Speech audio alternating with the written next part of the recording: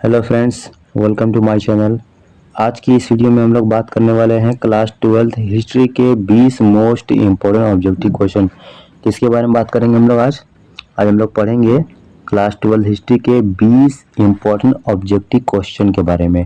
ठीक है, तो फटाफट आप लोग क्या करिए, वीडियो लास्ट तक देखिएगा ताकि आप लोग का जो 20 क्वेश्चन है वो पूरा कंप्लीट हो जाने वाला है। ठीक है, पहला क्वेश्चन हमारा क्या है? पहला क्वेश्चन है कि हड़प्पा सभ्यता का मुख्य क्षेत्र कौन सा था? हड़प्पा सभ्यता का मुख्य क्षेत्र कौन सा था? तो इसका राइट आंसर क्या हो जाएगा? इसका राइट आंसर क्या हो जाएगा? ऑप्शन बी इसका राइट आंसर है। ठीक है, क्वेश्चन आपका ये है कि हड़प्पा सभ्यता का मुख्य क्षेत्र कौन सा था, तो ऑप्शन बी इसका राइट आंसर है सिंधु घाटी। सिंधु घाटी जो है इसका राइट आंसर है कि हड़प्पा सभ्यता का मुख्य क्षेत्र कौन सा था? सिंधु घाटी। ठीक है, उसके बाद जो अगला आपका क्वेश्चन है वो है कि हड़प्पा सभ्यता किस युग से संबंधित है? हड़प्पा सभ्यता किस युग से संबंधित है? तो इसका ऑप्शन बी भी राइट, इसका जो ऑप्शन बी है वो है राइट आंसर, कांस्य युग। क्या है? कांस्य युग। ठीक है, हड़प्पा सभ्यता किस युग से संबंधित है? किस युग से संबंधित है? कांस्य युग से संबंधित है। हड़प्पा सभ्यता जो है वो कांस्य युग से संबंधित है। ठीक है, ऑप्शन बी इसका राइट आंसर हो जाएगा। ठीक है, अगला क्वेश्चन हमारा क्या है कि सम्राट अशोक किस वंश से थे? सम्राट अशोक जो थे वो किस वंश से थे? तो इसका राइट आंसर है ऑप्शन बी, यानी कि मौर्य वंश। जो सम्राट अशोक थे वो मौर्य वंश से थे। सम्राट अशोक किस वंश से थे? सम्राट अशोक जो थे वो मौर्य वंश से थे। ठीक है, उसके बाद हमारा अगला क्वेश्चन क्या है? धम्म की नीति किसने अपनाई? धम्म की नीति किसने अपनाई? ये हमारा चौथा जो क्वेश्चन है कि धम्म की नीति किसने अपनाई। इसका राइट आंसर है ऑप्शन बी, अशोक। ठीक है, धम्म की नीति जो है वो किसने अपनाई? अशोक ने अपनाई। ठीक है, उसके बाद अगला जो क्वेश्चन हमारा है कि वेद किस भाषा में लिखे गए हैं? जो हमारा पांचवा क्वेश्चन है वो है कि वेद किस भाषा में लिखे गए हैं? तो ऑप्शन बी, संस्कृत में। जो वेद हैं वो संस्कृत भाषा में लिखे गए हैं। वेद किस भाषा में लिखे गए हैं? वेद जो हैं वो संस्कृत भाषा में लिखे गए हैं। हमारा छठवां क्वेश्चन क्या है कि मुगल साम्राज्य की स्थापना किसने की? मुगल साम्राज्य की स्थापना किसने की थी? तो इसका राइट आंसर क्या हो जाएगा? ऑप्शन बी इसका राइट आंसर है, अकबर ने। अरे सॉरी, बाबर ने। बाबर ने क्या किया था कि मुगल साम्राज्य की स्थापना की थी। ठीक है, बाबर जो थे उन्होंने क्या किया था? मुगल साम्राज्य की स्थापना की थी। उसके बाद अगला क्वेश्चन हमारा क्या है कि अकबर की प्रसिद्ध नीति कौन सी थी?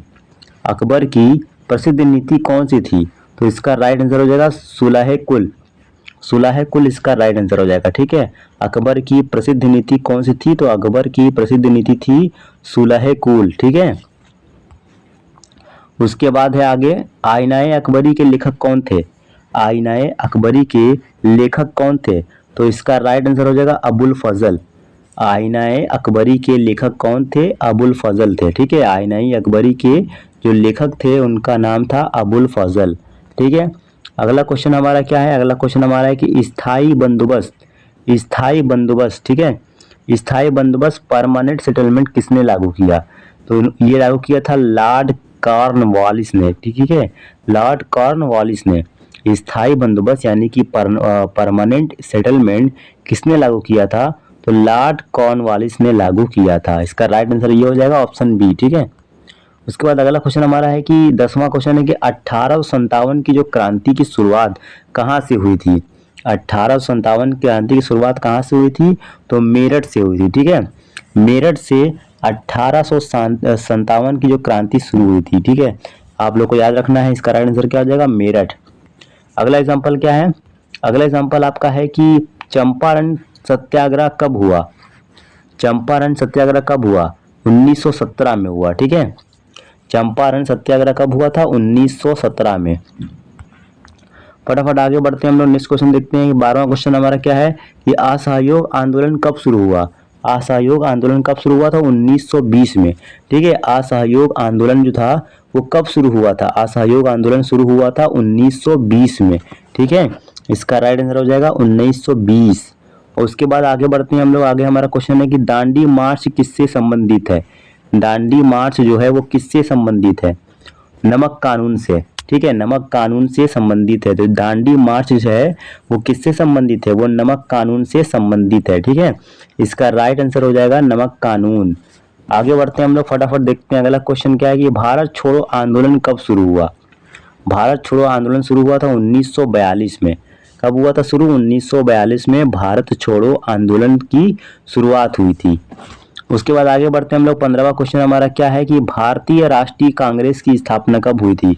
भारतीय राष्ट्रीय कांग्रेस की स्थापना कब हुई थी, 1885 में। इसका राइट आंसर हो जाएगा ऑप्शन ए 1885। भारतीय राष्ट्रीय कांग्रेस की स्थापना हुई थी 1885 में। ठीक है, उसके बाद आगे बढ़ते हैं हम लोग फटाफट। अगला क्वेश्चन हमारा क्या है, करो या मरो का नारा किसने दिया। करो या मरो का नारा किसने दिया था, तो करो या मरो का नारा दिया था महात्मा गांधी ने। ठीक है, महात्मा गांधी ने दिया था नारा करो या मरो। इसका नारा किसने दिया था, महात्मा गांधी। उसके बाद हम लोग बढ़ते हैं आगे। आगे हमारा क्वेश्चन क्या है कि 17वां है कि जलियांवाला बाग हत्याकांड कब हुआ था। जलियांवाला बाग का हत्याकांड कब हुआ था, इसका राइट आंसर क्या हो जाएगा 1919 में। जलियांवाला बाग का हत्याकांड हुआ था सन 1919 में। इसका राइट आंसर हो जाएगा सन 1919। ठीक है, उसके बाद अगला क्वेश्चन हमारा क्या है कि सुभाष चंद्र बोस ने किस सेना का गठन किया। सुभाष चंद्र बोस ने किस सेना का गठन किया था, तो इसका राइट आंसर हो जाएगा आजाद हिंद फौज। सुभाष चंद्र बोस ने किस सेना का गठन किया था, आजाद हिंद फौज का गठन किया था। ठीक है, उसके बाद आगे बढ़ते हैं हम लोग। अगला क्वेश्चन हमारा क्या है कि संविधान सभा का गठन कब हुआ।